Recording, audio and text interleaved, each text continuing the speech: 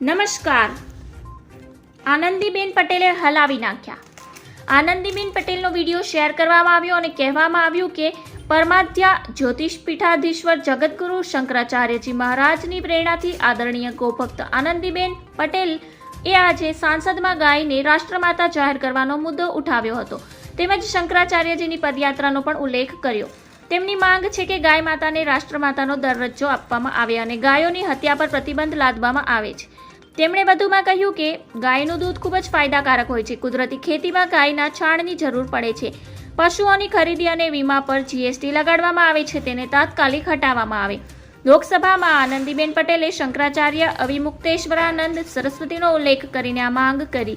ગાયના દૂધ અને છાણનું મહત્વનું વર્ણન કરતા આનંદીબેન પટેલે કહ્યું કે ગૌવંશ પર જે અત્યાચાર થઈ રહ્યો છે તેના પર પ્રતિબંધિત કોઈ કાયદો લાગુ થાય એવી હું માંગ કરું છું. આનંદીબેન પટેલે લોકસભામાં આપેલું ભાષણ હવે વાયરલ થઈ રહ્યું છે.